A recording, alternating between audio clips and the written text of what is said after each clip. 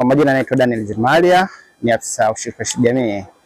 Siku ya leo ni siku ya tunaadhimisha siku ya usafi wa bahari.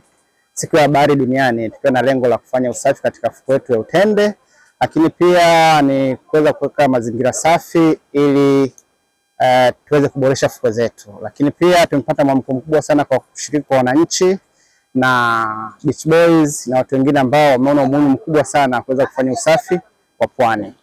Napenda kutoa wito kwa vikundi mbalimbali, mahoteli, watalii, taasisi mbalimbali kuweza kufanya usafi wa fukwe na kujitolea kwa ajili ya kufanya mazingira ya pwani yaweze kuwa masafi. Leo ni siku ya maadhimisho ya usafi duniani. Inaadhimishwa kwa lengo la kulinda na kuboresha mazingira ya bahari.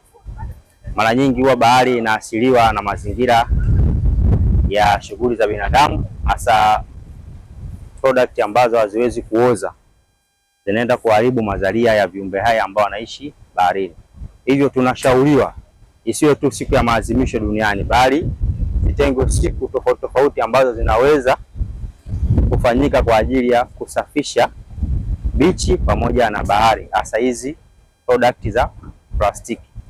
Lengo ni kufanya usafi ndani ya mazingira yote ya pwani ya fukwe, na tukimaliza hapa takuwa pia na kijijini pia kujaribu kufanya usafi, maeneo yote yawe masafi kabisa na kila kitu kiende salama kabisa. Kwa hiyo hapa ni chupa nyingi, tunakuta ni chupa za plastiki pamoja na kamba na vitu vingine. Kwa hiyo tulikuwa tunashauri pia, sababu ni chupa nyingi ambazo tunaokota ndani ya fukwe za Utende Beach, huwa nyingine huaga zinatoka kwenye kamba za mwani kuja juu. Mwisho picha kila siku tunakota idadi nyingi za plastiki, japokuwa nyingine huaga zinatoka sehemu mbalimbali, lakini kuna baadhi za chupa nyingine huaga zinatoka hapa kabisa katika Chole, Juani, Jibondo, kwa sababu zikifungwa mwani muda mwingine huaga zinakatika, huaga zinakuja ufukweni. Kama ilivyokuwa bahari mara nyingi kwa haikai na uchafu, mwisho picha hivi vitu vinakuja juu na vina athari pia kwa watalii endapo wanapopita huko, huaga anaona mazingira sio mazuri sana.